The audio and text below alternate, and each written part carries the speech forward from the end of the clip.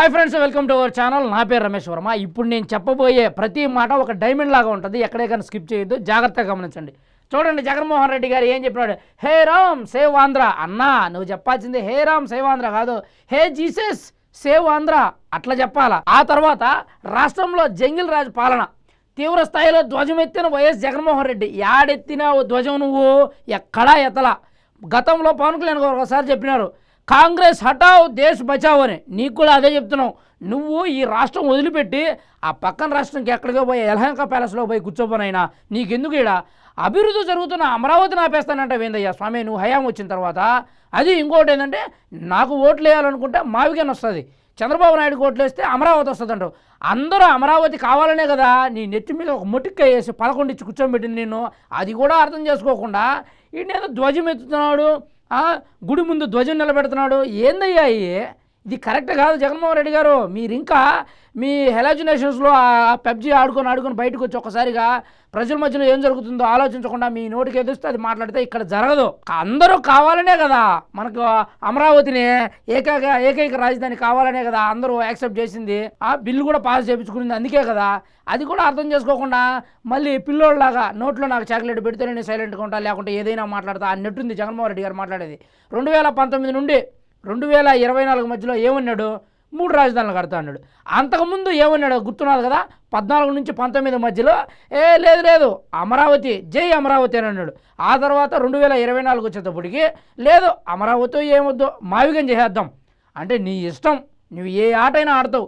నీ వెనక తోకల్లాగా, అది కుక్క వెనక తోకల్లాగా మేము నీ వెనక రావాలా అని చెప్పి వైసీపీ నాయకులు చాలామంది అన్నారు. అది మీకు అర్థం కాదా? మీకు నోటికి ఏదొస్తే అది మాట్లాడుతూ ఉంటే చప్పట్లో కొట్టి ఊకొట్టినాడు. ఇదేమన్నా సినిమానా? ఇంకా చూడండి మీరు ఏమేమి మాట్లాడినారో. తన అవినీతి దోపిడీని ప్రశ్నించే గొంతులను నొక్కేస్తున్న చంద్రబాబు, ఎవడు నొక్కేస్తున్నాడు, ఎవడు అవినీతి చేస్తున్నాడు, నీకెవడైనా బయటకు వచ్చి చెప్పినాడా అవినీతి చేస్తున్నాడు చంద్రబాబు నాయుడు గారని? మొన్నెవరో ఒక కమిటీ చేసి 4 కూర్చోబెట్టుకున్నావు. ఆ 4 కూడా రెడ్లే.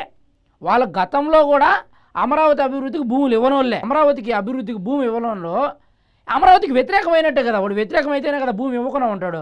వాడినే తీసుకొని పోయి నీ కాళ్ళు కూర్చొని పెట్టుకొని నాకు మా ఊర్లో ఇబ్బందిగా ఉంది, వాళ్ళు ఒప్పుకోవడం లేదు, వీళ్ళు ఒప్పుకోవడం లేదు. అరే భయ్, నువ్వు అమరావతి అభివృద్ధికి భూమి ఇవ్వాలా కాబట్టి నీకు సంక్షేమాలు జరుగుతాయి. ఆ తర్వాత జరగకపోవచ్చు కూడా, దాంట్లో కూడా ఎటువంటి అనుమానం లేదు. ఎందుకంటే రాష్ట్రం మొత్తం ఒకవైపు ఉంటే, నువ్వు ఒక్కడవే సపరేట్గా ఒకవైపు ఉంటే నీకు న్యాయం జరుగుతుందా? జరగదు కదా. అంటే నువ్వు క్రూరుడు అయితేనే కదా నీకు న్యాయం జరగకుండా ఉండేది. ఇంకా చూడు ఏం మాట్లాడినారు.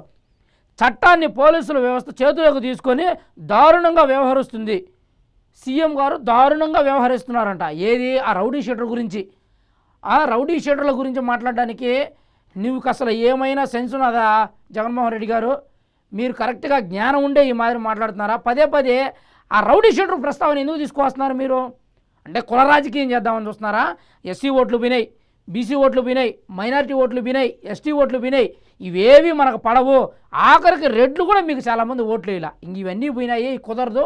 ఇంకా మనం ఎలాగైనా కొంతమంది కాపు నాయకులను వెంట పెట్టుకొని వాళ్ళని అమరావతికి పంపించినావు. ఎందుకు పంపించినావు కూడా ప్రజలందరూ తెలుసులే.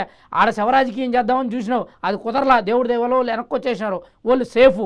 శవరాజకీయం చేసి కాపులు ఓట్లు వేసుకుందామని చూసినావు, అది కూడా కుదరలా.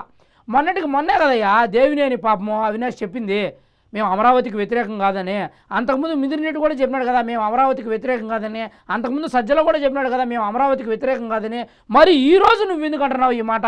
అమరావతి కావాలంటే చంద్రబాబు నాయుడు ఓట్లు వేయండి, మావిగన్ కావాలంటే నాకు ఓట్లు వేయండి అని ఎందుకు అంటున్నావు నువ్వు ఆ మాట?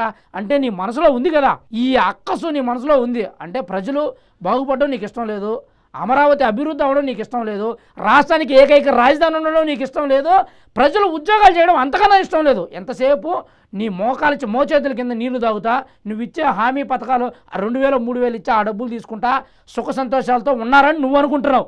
నిజం చెప్పాలంటే నువ్వు ఇచ్చే ఆ డబ్బు వాళ్ళు ఖర్చు పెట్టుకుందామని ఆలోచన వచ్చే లోపే ట్యాక్సులని, అంటే ట్యాక్సులు అంటే వాళ్ళు కొనుక్కునే వస్తువుల మీద ట్యాక్సు, వాటి మీదనే సగం డబ్బులు ఆడనే పోతుంది మళ్ళీ పాపం.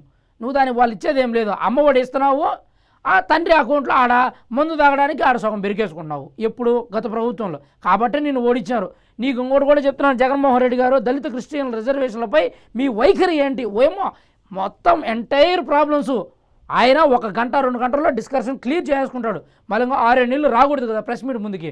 కాబట్టి ఆయన అన్నీ కలిపి ఒకటే దాంట్లో చెప్పేస్తాడు అనమాట. రౌడీ షీటర్ల గురించి కానీ, ఆ దళిత క్రైస్తవుల గురించి కానీ, ఆ మావిగన్ గురించి కానీ, అమరావతి గురించి కానీ, పోలవరం పనుల గురించి కానీ, ఆ డిఎస్సి గురించి కానీ, మొత్తం అన్నిటి కలిపేసి ఒకటే పేపర్లో చుట్టి మడత పెట్టి సంకలా పెట్టుకుంటాడు. ఇది ఈయన పరిస్థితి. ఆ దళిత క్రైస్తవులను ఎందుకు అరెస్ట్ చేశారంటే, ఎందుకు అరెస్ట్ చేయరు? జగన్మోహన్ రెడ్డి గారు పవన్ కళ్యాణ్ గారిని నోట్లో ఏం పెట్టుకున్నామని మాట్లాడినప్పుడు అరెస్ట్ చేయరా? ఏం ప్రభుత్వం ఇది అని అన్నప్పుడు అరెస్ట్ చేయరా? నువ్వైతే నిన్ను జై జగన్ అన్నందుకే తోట చంద్రయ్య కుత్తుకు చేయొచ్చు నువ్వు, కానీ వీళ్ళని జైల్లో తీసుకుపోయి అరెస్ట్ చేయకూడదు. అదే కదా నువ్వు చెప్పేది. ఎక్కడే న్యాయం అయ్యా ఇది? మళ్ళీ వాళ్ళకి దళిత క్రైస్తవులని పేరు పెడుతున్నావు. దళితులేంది క్రైస్తవులేంది? ఈ దళిత క్రైస్తవులు ఎక్కడి నుంచి వచ్చినారు? మధ్యలో ఎందుకు కలుపుతున్నారు వీళ్ళని? జగన్మోహన్ రెడ్డి గారు మీకు మళ్ళీ చెప్తున్నాం, 1కి 2కి 3కి 4కి 10 సార్లు చెప్తున్నాం, 11 ఇచ్చి మరీ చెప్తున్నాం. మీరు అమరావతిని కదిలించాలని చూస్తే, అమరావతిని అభివృద్ధిని ఆపేయాలని చూస్తే ఎవడు చూస్తూ ఊరుకోడు. ఆ ఏపీ ప్రజల్లో ప్రతి ఒక్కడు నిన్నగాక మొన్న పుట్టిన పిల్లోడికి కూడా తెలుసు మన అమరావతి ఏకైక రాజధాని మన ఏపీకి అన్న విషయం తెలుసు.